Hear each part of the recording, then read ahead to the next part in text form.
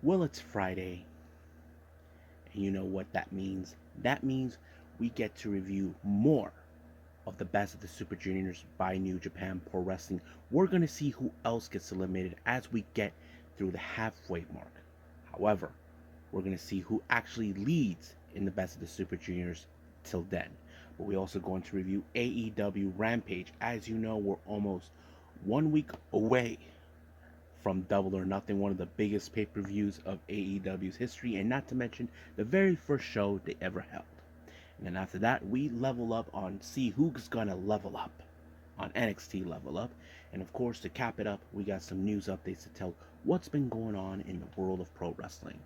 So, let's get ready for another episode of Deleted Wrestle Zone.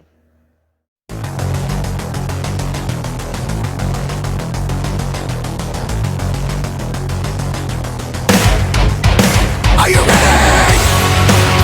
Get up, get up! Get up, get up! Get up, get up! Get up, get up! Get up, get up! Get up, get up!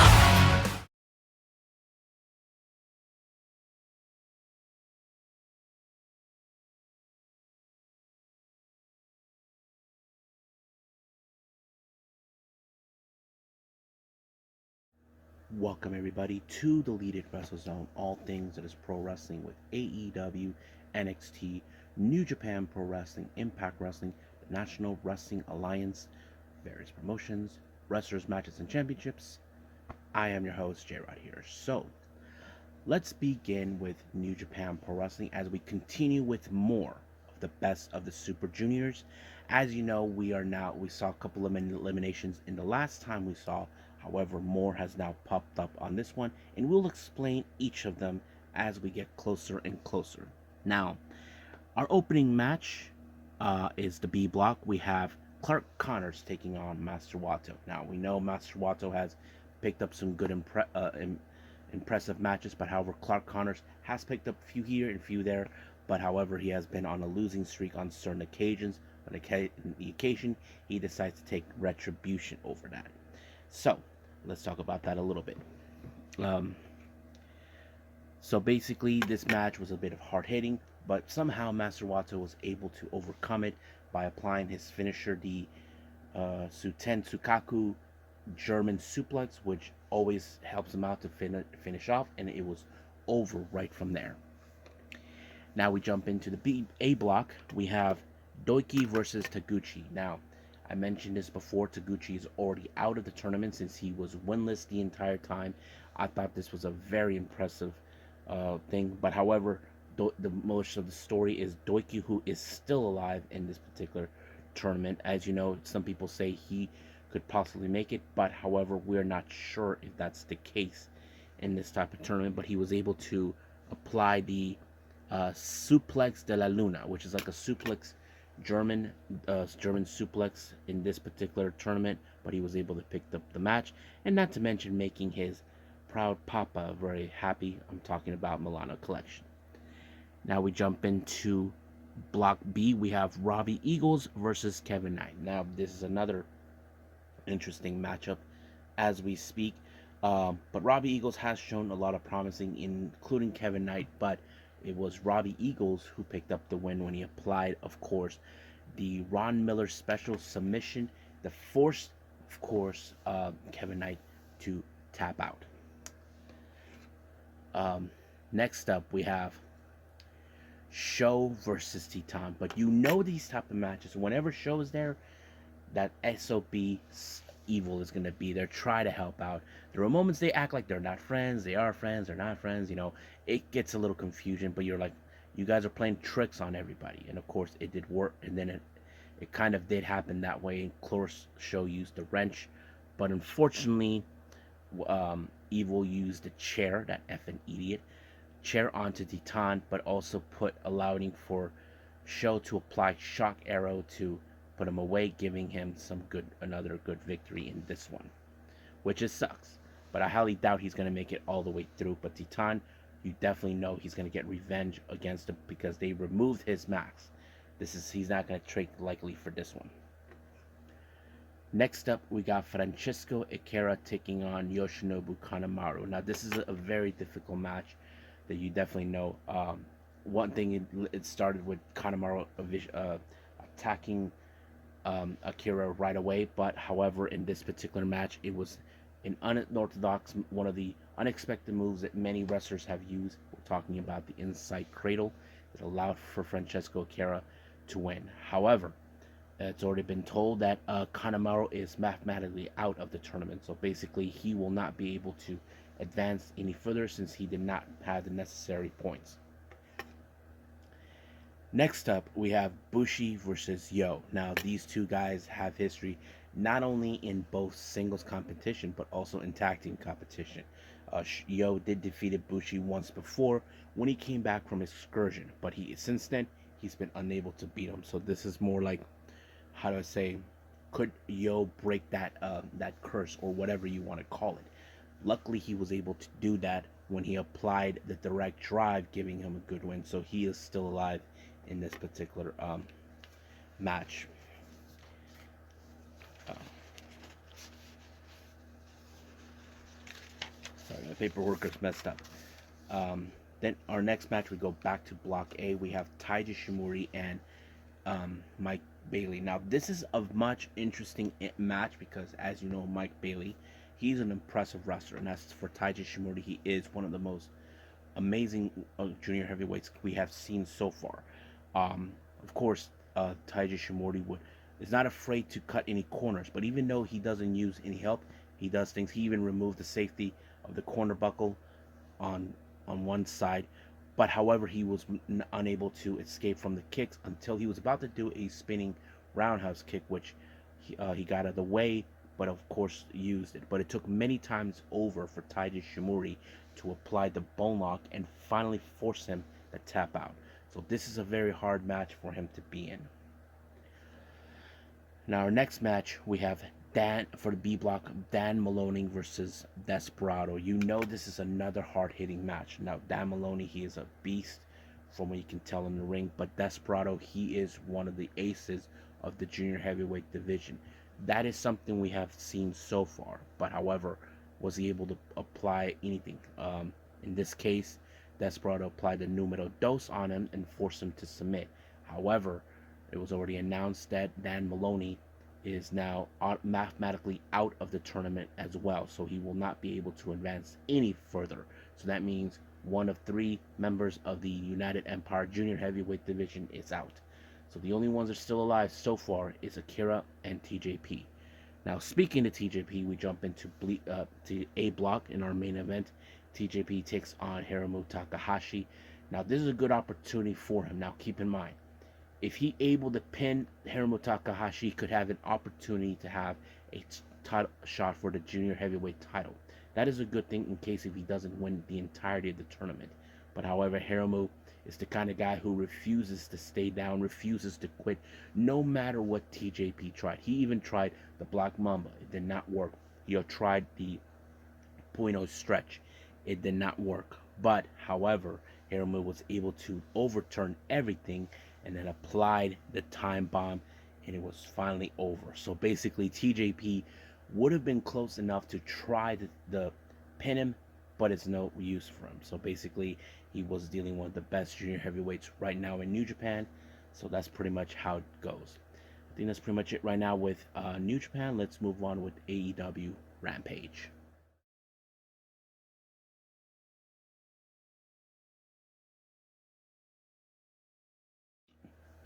Okay, AEW Rampage. Now, open up with the Blackpool Combat Club, consistent of Wheeler Yuta, Claudio Castagnoli, and of course, Jon Moxley taking on the best friends, Chuck Taylor and Trent Beretta, where they team up with Bandido. Now, you probably would think this is going to go in favor of the Blackpool Combat Club. Yes, it does, because as you know, Blackpool Combat Club are trying to make a statement saying that they are the true elite of AEW.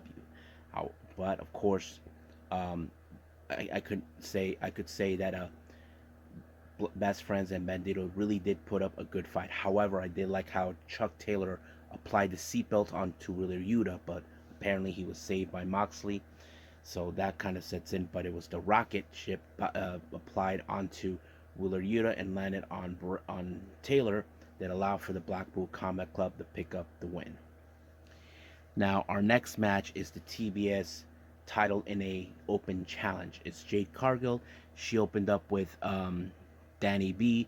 That match ended right away with a pump kick, and then of course the next competitor, no, later comes out. I forgot her name is Genesis. That one went quickly with the spear. However, that's when we saw, of course, the return of Taya Valkyrie, who is now her suspension has been lifted, and she applied the Road to Valhalla. However, apparently it's now been told that she will be seeing Jade Cargill at Double or Nothing, which, of course, this is going to infuriate Jade Cargill and Smart Mark Sterling. However, Tony Khan did told to Excalibur, the Road to Valhalla is now valid to be used. So that means no more legal tricks by Smart Mark Sterling, and there's nothing he can do about it. Our next match, we have the Acclaim, and of course Daddy Ass, taking on the varsity athletes, Ari Daivari, Tony Nese, and Josh Woods. I thought this was a pretty good matchup. Now, to be honest with you, I feel that Daddy Ass and the Acclaim are becoming a good, effective trios. We could see possible they could challenge for the Trios Championship in the future, and I thought it was great. However, in the end, it was, of course, the mic drop by Max Caster onto Nese that put, of course, the varsity athletes away, giving the Acclaim and, of course, Daddy Ass the win.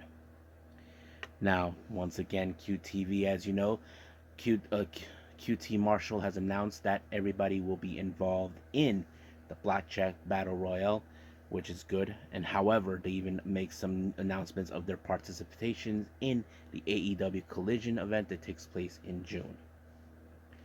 Now, during an interview, we see, of course, the Hardy Boys and Isaiah being talking about what's their next plan.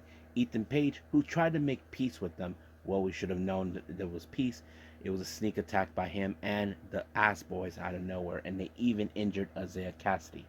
So I wouldn't be surprised that something's going to happen at Double or Nothing, because without Isaiah Cassidy, they cannot proceed any further. So we'll just play along to what happens then. Now, as you know, Jericho, he was embarrassed this past Wednesday on AEW Dynamite when, of course, he was in the Falls Count Anywhere match against Roderick Strong, who should have known better this was a trap by Adam Cole. Now, keep in mind, Chris Jericho did say that as long as he's not in the same building, but no one said anything that he's going to be outside the building. So that was the loophole. So apparently Jericho said that he will lift off the whole band situation, which of course Adam Cole waited for him to do that till he walked in, and it became a brawl between both sides. However, Jericho did say that they're going to have a match at Double or Nothing for an unsanctioned match. So this is going to be another brutal type match you definitely don't want to miss. Now, our main event, we have Bishop Khan of the Mogul Embassy taking on the natural Dustin Rhodes. You know this is going to be a very big match because they're in Austin, Texas, the hometown of Dustin Rhodes, and of course it was Dustin with the final reckoning that put away Bishop Khan. However, of course, Brian Cage shows up, starts the beating, and then Keith Lee shows up to give him a helping hand. But of course, it was just too much with the numbers game, you know, with Khan, Cage, and of course Swerve being there. So basically, they need more backup on this one. So we'll see what happens next week until we see it more. I think that's pretty much it with AEW Rampage. I believe it's time to move on to NXT Level Up.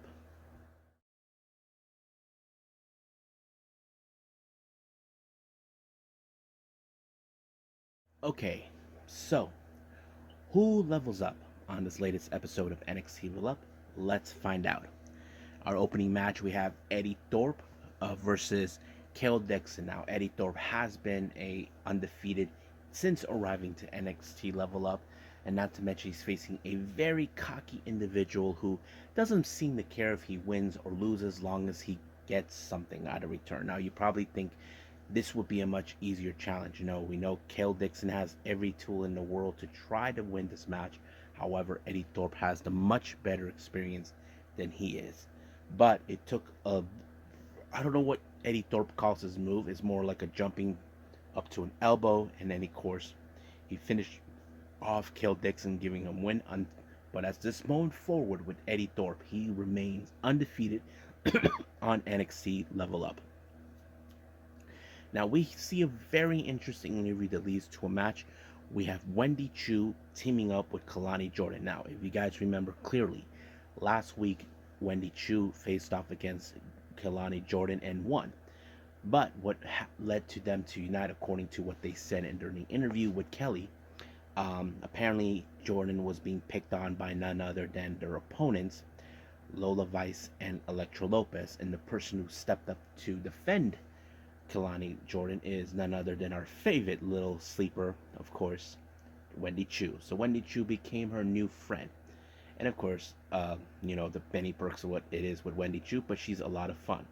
Now we get to the match itself. Now you probably would think this match would definitely fall into favor for Lola and what's their, because they have teamed up together. Now keep in mind, X factors in these type of tag matches. We have teams like Lola Vice and Electro Lopez. They have teamed up before, have a good few wins in here and there or loses. But however, Wendy Choo and Kalani Jordan are the oddballs here due to the fact this is their first time teaming. So the obvious thing is, how could they work together since they're a new team? I have to say they did a pretty good darn job. But I have to say I like how Kalani took measures to ensure that Wendy Choo applied the match, and then until then, she did put away Lola Vice to pick up the win. So we could see a potential between those two as maybe possible challenge for the NXT tag team titles in the NXT women's tag team titles in the future, but we'll see what happens then. Now, our main event, we have Dante Chen, who's been very impressive. He takes on against Luca Crucifino. Now, he hasn't picked up any good wins recently. We know he had some losses, but Dante Chen has been proving time and time again why he is the guy we definitely got to be talking about. But however, in this particular match, the ref did not see exactly what happened. Crucifino actually gouged the eyes of Dante Chen to pick up the win, claiming he was smart. But sooner or later, I know Dante Chen will definitely want to get revenge for that loss, one way or the other, even if Luca Crucifino thinks that it will never happen. But it will at some point. I think that's pretty much it now with NXT Level Up. I believe it's time to do our last final thing, and that is none other than news updates.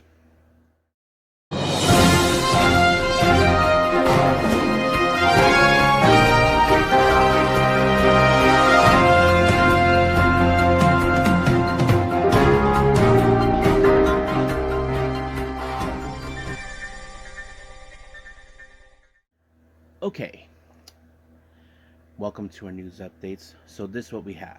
Now, for all you guys who know, I covered a lot of the XPW, Extreme Pro Wrestling.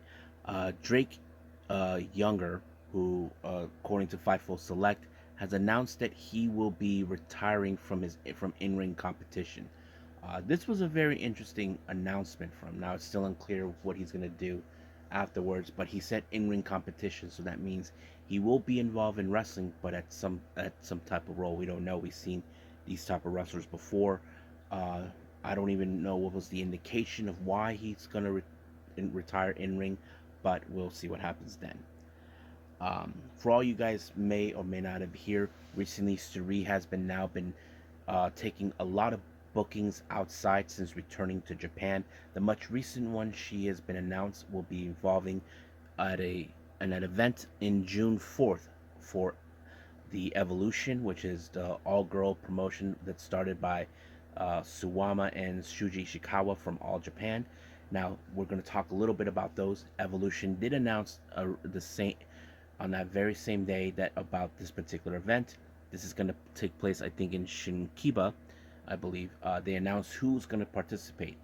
Sunny will be taking on the current Women Pro Wrestling World Champion, Diana Champion, Aruka Umasaki.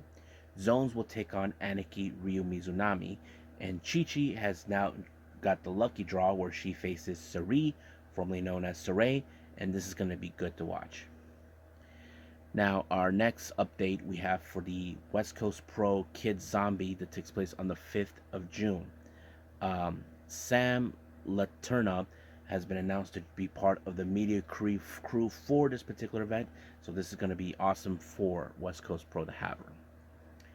Now, for all you WWE fans out there, you may have heard Liv Morgan was injured. It was announced that both Liv and Raquel Gonzalez have relinquished the WWE Women's Tag Team titles, and on May 29th, they will crown brand new champions.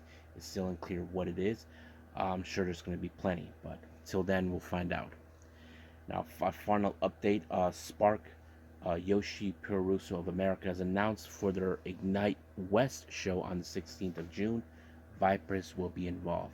Uh, that's pretty exciting. So it looks more like they're still adding more people for these particular events for Spark. I can't wait to see how it is. I'm not sure if I'll be able to see it online, but hopefully something will come up.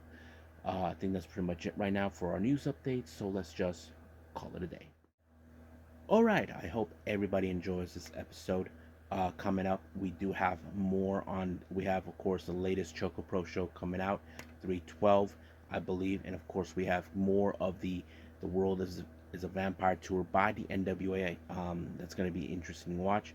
I'm not sure exactly if I'll be able to do any more reviews after that because due to the fact that I'm going to be doing something personal outside of this thing, what I do, but we'll see about that. But however, after this, stand by for the next Unagi Sayaka watch. There's going to be a lot of things that we're going to be talking about. Some of her recent matches that we're going to be talking about. Certain things that are now taking place involving Michiko Miyagi and her upcoming matches. So until then, I'll see you guys in the next DWZ time. Same DWZ channel. I must bid all of you adieu. So goodbye. And have a nice day.